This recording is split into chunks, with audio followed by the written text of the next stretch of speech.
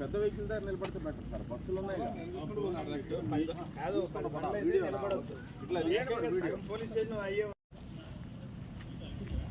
కొన్ని బుల్లెట్ అయినా బాగానే ఉన్నాయి.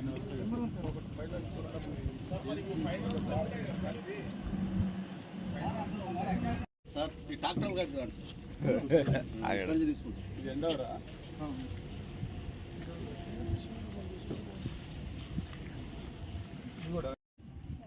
ఇంపార్టెంట్. జయరాజేశ్వరి బాగుంది పేరు. వాడు మావులోడు కాదు సార్. ఇట్లా చూపించినాడు వాళ్ళ అమ్మగారిని.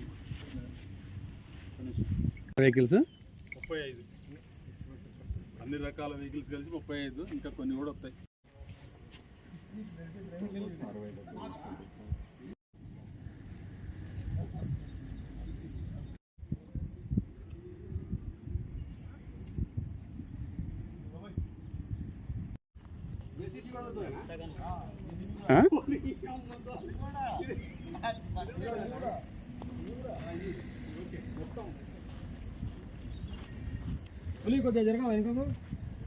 మాట్లాడు.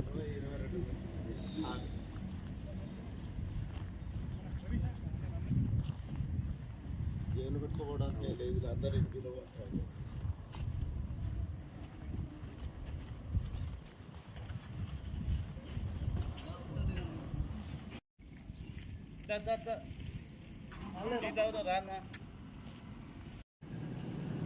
పెట్టలేదు రవాణా ఇక్కడ కూడా పెట్టచ్చు. మీరు పొద్దున్నే అసలు ఆదల బాబుకి వచ్చి ఆగిపోతుందని చెప్పి ఎస్పీ గారు పెట్టుకుంటే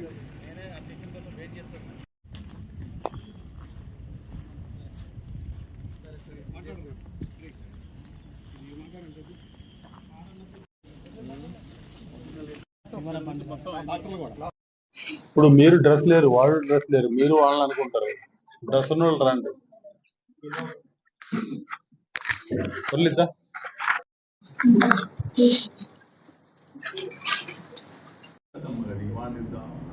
తీసుకొని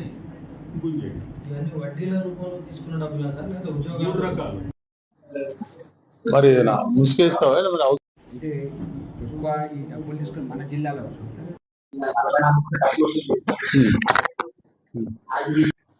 ప్రధానంగా బరిపాటు శ్రీనివాసరావు అనే కాంప్లైంట్ పైన 9/7/2026 నాడు లక్ష్మీదేవిపల్లి పిఎస్ లో కేసు రిజిస్టర్ చేయడం జరిగింది. 134 crime number 26 under section 388 class 4 361 class 2 తర్వాత డిపాజిట్ యాక్ట్ కింద కేసు రిజిస్టర్ చేయడం జరిగింది. దీంట్లో ఏంటంటే ప్రధానంగా కొంతమంది విక్టిమ్ దగ్గర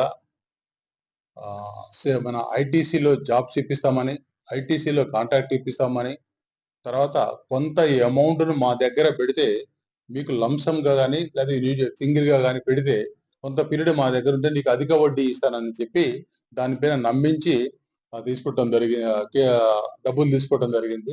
దాంట్లో కొంత భాగం, దాంట్లో మేజర్ గా ఈ శ్రీనివాస్ మదరు, శ్రీనివాస్ వైపు, శ్రీనివాస్ సిస్టర్ వీళ్ళందరూ కలిసి తీసుకొని ఒక 16 మంది విక్టిమ్ దగ్గర టోటల్ గా 44,07,00,000 పైన తీసుకోవడం జరిగింది.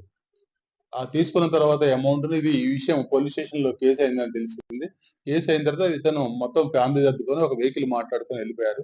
దీంట్లో వెళ్ళిపోయిన తర్వాత ఆన్ ఇన్ఫర్మేషన్ మీద మన సిఐ గారు మా టీము కేరళలో అరెస్ట్ చేయడం జరిగింది. అరెస్ట్ చేసి ఇమీడియట్లీ ట్రాన్సిట్ వారెంట్ పైన కోర్టులో ప్రొడ్యూస్ చేసి పోలీస్ కస్టడీ తీసుకున్నాము.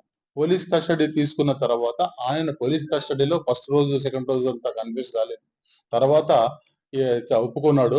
అతను మొత్తం కూడా ఈ తీసుకున్న అమౌంట్ ని బిజినెస్ లో రూపంలో forgery documents, ITC forgery document, తర్వాత ప్రామిసరీ నోట్లు, తర్వాత చెక్స్, తర్వాత అగ్రిమెంట్స్ ఇచ్చేసి ఈ డబ్బులు వసూలు చేసిండు. దీంట్లో ప్రధానంగా 6 బస్సులు, 1 లారీ, 3 ట్రాక్టర్లు, తర్వాత 2 agriculture implements, 7 cars, motor cycle 14, తర్వాత ఈ ట్రావెల్ కి సంబంధించిన బస్సెస్ ఇవి టైర్స్ కొన్ని. ఇతనికి ఇదే క్రమంలో అతను G+3 ఒక హౌస్ కొన్నాడు, ఇంకొక ప్లాట్ కూడా ఉన్నది. ఇవన్నీ ఉన్నవి. సో ప్రధానంగా వీటిని ప్రైమరీగా ఈ ఇప్పటివరకు కన్ఫెషన్ అయిన వరకు ఇవి మనం ఐడెంటిఫై జరిగింది, సిఐఆర్ ఆధ్వర్యంలో ఐడెంటిఫై చేయడం జరిగింది. వీటిని మనము పంచనామా ద్వారా తీసి స్వాధీనం తీసుకున్నాము. మళ్ళీ అతనికి ఈ రోజు పోలీస్ కస్టడీ అయిపోతున్నందున మళ్ళీ మరొకసారి పోలీస్ కస్టడీ తీసుకుంటాము. ఇప్పటి వరకు అయితే మనము ఇన్వెస్టిగేషన్ లో ప్రోగ్రెస్ గా ఇవి రికవరీ చేసినాము. దీన్ని ఇట్లా ఇన్వెస్టిగేషన్ లో చేస్తూ మంచిగా కష్టపడి ఇట్లా చేసిన సిఐ గారికి, ఎస్ఐ గారికి మా సబ్ డివిజన్ తరఫున అభినందనలు తెలియజేస్తున్నాము. అదేవిధంగా దీనికి మొత్తం కూడా ఎస్పీ గారి డైరెక్షన్లలో దీన్ని చేయడం జరుగుతుంది. ఎస్పీ గారు ఫస్ట్ నుంచి కూడా ఒక సిన్సియర్ గా దీన్ని అడ్వైజ్ చేస్తూ అందరికీ చేయడం జరిగింది. ఇంకా కొంత మేరకు డాక్యుమెంట్ ప్రాపర్టీ కానీ ఇంకేమైనా కానీ తెలుసుకోవాలి. వీళ్ళ బంధువులు కంపల్సరీగా అరెస్ట్ చేసి కోర్టుకు పంపిస్తాము. నా దగ్గర ఉంచండి, మీరు పెట్టుబడి పెట్టండి, నేను మీకు అధిక వడ్డీ కానీ షేర్స్ అనకూడదు, లాభాలు కానీ లేకపోతే ఒక ప్లాట్ ఇప్పిస్తాను కానీ లేకపోతే ఉద్యోగం ఇప్పిస్తాను కానీ నా పలుకుబడితో కాంట్రాక్ట్ ఇప్పిస్తామనే దానిగా ఉంటారు. దీంట్లో 3 పాయింట్లు. ఒకటేమో అధిక వడ్డీ ఇస్తామని చెప్పి ఒకటి, అది కాంట్రాక్ట్ ఇప్పిస్తామని చెప్పి ఒకటి, తర్వాత